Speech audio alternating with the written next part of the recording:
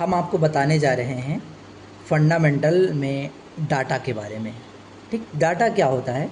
देखो उसमें लिखा हुआ है कि कंप्यूटर में भरे जाने वाले आंकड़ों को डाटा कहते हैं। डाटा कुछ भी हो सकता है, किसी का नाम, पता, जन्मदिन आदि। तो आइए जानते हैं। सबसे पहले हम यहाँ पे नोटपैड ओपन कर ले रहे हैं। क्या कर रहे हैं? नोटपैड। कह रहा है कंप्यूटर में भरे जाने वाले आंकड़ों को डाटा कहते हैं। कंप्यूटर में भरे जाने वाले आंकड़ों, आंकड़ा मतलब क्या होता है? आंकड़ा मतलब होता है अनुमान। क्या होता है? अनुमान। कंप्यूटर में भरे जाने वाले आंकड़ों को डाटा कहते हैं। डाटा कुछ भी हो सकता है। आपको एग्जांपल दिया है, जैसे किसी का नाम, पता, जन्मदिन आदि, उसको हम क्या कहते हैं? डाटा। यानी इसके अंदर जो भी भरा जाता है उसको हम डाटा कहते हैं। क्या कहते हैं? डाटा कहते हैं। ठीक, ऐसा नहीं कि आप कंप्यूटर पढ़ रहे हो तो कंप्यूटर से रिलेटेड ओनली कंप्यूटर ही भरो, आप कुछ भी भर सकते हो। कह रहा है किसी का नाम, पता, जन्मदिन आदि। ठीक, उसके बाद आपका आता है इंस्ट्रक्शंस।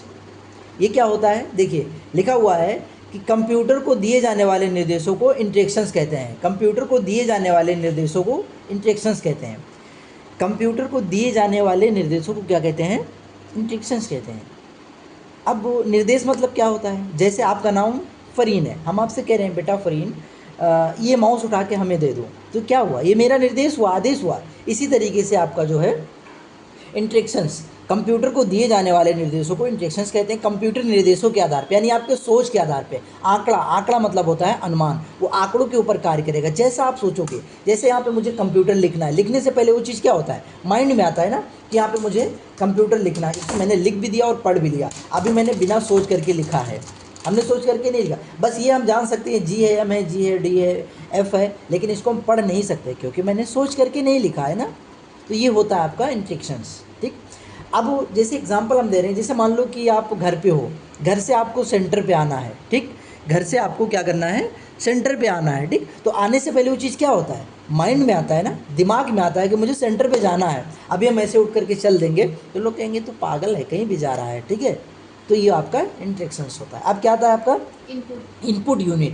देखो कह रहा है कि कंप्यूटर में डाटा एवं इंस्ट्रक्शंस डालने की प्रक्रिया को इनपुटिंग कहते हैं। यानी इसके अंदर जो भी डाला जाता है उसे क्या कहते हैं? इनपुटिंग कहते हैं। फिर आगे कह रहा है कि हमारे यहाँ 3 प्रकार के इनपुट यूनिट हैं।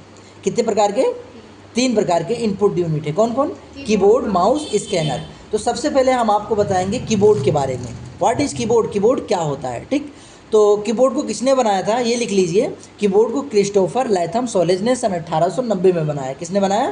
क्रिस्टोफर लैथम सॉलेज ने सन 1890 में कीबोर्ड को बनाया। ठीक, अब आता है आपका कीबोर्ड। कीबोर्ड क्या होता है? आपको बताया गया 3 प्रकार के input unit, keyboard, mouse, scanner. सबसे पहले कीबोर्ड के बारे में आप पढ़ेंगे। ठीक, लिखा हुआ कीबोर्ड एक प्रकार की इनपुट यूनिट होती है। क्या होती है? कीबोर्ड एक प्रकार की इनपुट यूनिट होती है जिसके द्वारा कंप्यूटर में कोई भी डाटा एवं इंस्ट्रक्शंस को की दबा करके डाल सकते हैं। की मतलब क्या होता है?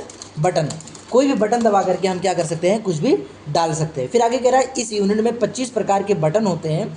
गिनती में 108 या 104 बटन होते हैं। अगर आप इसे कीबोर्ड में काउंट करोगे, अगर आप कीबोर्ड में काउंट करोगे तो इसमें कितने बटन मिलेंगे आपको? 108 या 104। यानी किसी किसी कीबोर्ड में 108 बटन होता है और किसी किसी कीबोर्ड में 104 बटन होता है। ठीक, तो अब इस कीबोर्ड के अंदर अभी आपको काउंट करना है। मैंने बता दिया कि 108 या 104 बटन होते हैं। ठीक, तो अब इसमें कितना है अब आपको काउंट करना है अभी। ठीक, तो आइए जानते हैं हम, ठीक है, प्रकार के बारे में। आप कह रहा है कि कीबोर्ड एक प्रकार की इनपुट यूनिट होती है जिसके द्वारा कंप्यूटर में कोई भी डाटा या इंस्ट्रक्शंस को की दबा करके डाल सकते हैं। इस यूनिट में 25 प्रकार के बटन होते हैं। गिनती में 108 या 104 बटन होते हैं। अब इसके बारे में सबसे पहले हम प्रकार के बारे में जानेंगे। हमने बता दिया कि 108 या 104 बटन होते हैं। प्रकार कितने होते हैं? 25 प्रकार होते हैं। तो ठीक है, सबसे पहले हम प्रकार बताएंगे। ये आपका कंट्रोल है, कंट्रोल आपका ये है। बटन 2 हो गए, प्रकार 1 हो गए। ALT की ये है, ALT की ये है। बटन कितने हो गए? 4 हो गए, प्रकार 2 हो गए। FN ये है, FN ये। बटन कितने हो गए? 6 हो गए, प्रकार आपका 3 हो गए। शिफ्ट की ये है, शिफ्ट की ये। बटन कितने हो गए आपका? 8 हो गए, प्रकार कितने हुए? 4 हुए। इंटर की आपका ये है, इंटर की आपका ये है। बटन कितने हो गए? 10 हो गए, प्रकार आपके 5 हो गए।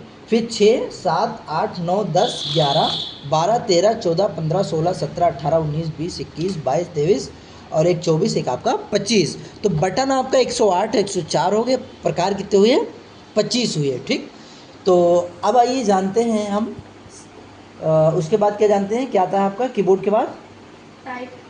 टाइपराइटर की। टाइपराइटर की क्या होता है? ठीक, टाइप देखो लिखा हुआ है उसमें कि टाइप राइटर की का प्रयोग कंप्यूटर में अक्षर गिनती एवं सिंबल को डालने के लिए। ये आपका जड़ से स्टार्ट होता है। क्या होता है? ये आपका जड़ से आपका टाइप राइटर स्टार्ट होता है। कंप्यूटर में अक्षर गिनती, शिफ्ट के साथ में आपका सिंबल पड़ेगा, इसको हम क्या कहते हैं? टाइप राइटर की कहते हैं। ठीक, उसके बाद क्या आता है टाइप राइटर की के बाद? फंक्शन की। क्या आता है? फंक्शन की। देखो लिखा हुआ है कि एक कीबोर्ड में 12 प्रकार के फंक्शन कीज होते हैं। कितने प्रकार के? 12 प्रकार के फंक्शन कीज होते हैं जिनका प्रयोग कंप्यूटर को कमांड देने के लिए करते हैं, जिनका प्रयोग कंप्यूटर को कमांड देने के लिए कराने जा रहे हैं फंक्शन की। ये आपका 12 प्रकार के फंक्शन कीज होते हैं। एक कीबोर्ड में 12 प्रकार के फंक्शन कीज होते हैं जिनका प्रयोग कंप्यूटर को कमांड देने के लिए। यहाँ पे हम आपको 2 की के बारे में बताएंगे। क्या? 2 की के F1 और F3 के बारे में हम बताएंगे कि F1 का यूज़ क्या होता है, F3 का यूज़ क्या होता है। तो सबसे पहले आपको हम बताएंगे F1 का काम। F1 मतलब होता है हेल्प लेना। हेल्प मतलब मदद होता है, सहायता होता है। जैसे आपसे कह रहा है व्हाट इज नोटपैड। अगर जिस बच्चों का ग्रामर सही है, जिन बच्चों का ग्रामर सही वो कर ले जाएंगे। कह रहा है व्हाट इज नोटपैड, नोटपैड क्या है। फिर आपसे कह रहा है how do I open notepad, notepad को कैसे ओपन करेंगे। फिर आपसे कह रहा है how do I change the font style and size, यानी इसके अंदर कैसे फॉन्ट चेंज करेंगे, कैसे स्टाइल उसके सही करेंगे, ठीक है, कैसे इसके साइज को हम बड़ा करेंगे। फिर आपसे कह रहा है how do I cut copy paste और डिलीट टेक्स्ट, कैसे कट करेंगे, कैसे कॉपी करेंगे, कैसे पेस्ट और कैसे टेक्स्ट को अपने हम डिलीट करेंगे। तो ये आपका यूज़ हो गया किसका? F1 का काम हो गया। ठीक, अब आपको हम बताएंगे F3 का यूज़ क्या होता है। जैसे इसमें मान लिया जाए कि हमने बहुत सारा मैटर टाइप कर लिया। क्या किया? हमने बहुत सारा मैटर टाइप कर लिया। ठीक है, हमने बहुत सारा मैटर टाइप कर लिया। अब इसमें हम जानेंगे कि हमने ई कहाँ कहाँ पे लिखा। सबसे पहले कर्सर को हम ऊपर लेकर के आएंगे। कहाँ पे लाएंगे? कर्सर को ऊपर लाएंगे, एडिट पुश करेंगे, एडिट टैब में आएंगे, इंटर करेंगे। फिर यहाँ पे क्या लिखा हुआ है? Find what. फाइंड पे क्लिक करिए। आपसे कह रहा है फाइंड व्हाट, फाइंड मतलब ढूंढना, व्हाट मीन्स क्या? मुझे ई ढूंढना है। आप ई लिख दीजिए, इंटर करिए। फिर ई लिखने के बाद आप क्या करिए? इंटर करिए। ठीक है, फिर ESC पुश कर दीजिए, इसको हटा दीजिए। अब देखिए यहाँ पे फिर ALT पुश करिए, एडिट टैब में ये इंटर करिए और यहाँ पे क्या लिखा हुआ है? फाइंड। ठीक है, इसका शॉर्टकट क्या दिया है? F3। ठीक, F3 देखिए, F3 आप पुश करते रहेंगे, F3 आप पुश करते रहेंगे। जहाँ जहाँ पे ये होगा कर्सर आपका क्या होता रहेगा? ओरिजिनल पे आपका जाता रहेगा। ये आपका किसका यूज़ होता है? फंक्शन की का यूज़ होता है। किसका यूज़ होता है? फंक्शन कीज का यूज़ होता है। ठीक है, तो आपका ये हो गया फंक्शन कीज। अब आपको हम बताएंगे कर्सर कंट्रोल कीज के बारे में। ठीक, कर्सर कंट्रोल कीज होता क्या है? देखो कह रहा है कि एक कीबोर्ड में 4 प्रकार के कर्सर कंट्रोल कीज होते हैं जिनका प्रयोग कर्सर को ऊपर नीचे दाएं बाएं ले जाने के लिए करते हैं। देखिए ये आपका 4 प्रकार के कर्सर कंट्रोल कीज हैं। कितने प्रकार के? 4। कर्सर को ऊपर नीचे दाएं बाएं लेफ्ट राइट टॉप बॉटम में ले जाने के लिए ये आपका कर्सर कंट्रोल कीज का प्रयोग किया जाता है। ठीक है, आई बात समझ में? अब आपका आता है कि पेज अप की। क्या आता है? पेज अप की। पेज अप की का काम क्या होता है? कह रहा है पेज अप की का प्रयोग डॉक्यूमेंट में कर्सर को एक पेज ऊपर ले जाने के लिए करते हैं। जैसे मान लीजिए मैंने बहुत सारा मैटर टाइप कर लिया। क्या किया? मैंने बहुत सारा मैटर टाइप कर लिया। ठीक, कई सारे पेज मैंने टाइप कर लिया, मेरा कर्सर एकदम नीचे है। अभी हम कर्सर कंट्रोल की से जाएंगे, अभी हम कर्सर कंट्रोल की से जाएंगे तो एक एक लाइन जाएगी, मुझे एक पेज डायरेक्टली जाना है। तो यहाँ पे देखिए आपका ये पेज अप की है। पेज अप की आप पुश करते रहेंगे, जहाँ आपका एक पेज ऊपर जाता रहेगा। देख सकते हैं यहाँ पे आपका एक पेज ऊपर जा रहा है। ठीक, क्या हो रहा है? एक पेज आपका ऊपर जा रहा है। समझ रहे मेरी बातों को? फिर आपका आता है पेज डाउन की। इसी में आपका आता है पेज डाउन की। पेज डाउन की का प्रयोग डॉक्यूमेंट में कर्सर को एक पेज नीचे लाने के लिए करते हैं। ये आपका पेज डाउन की है।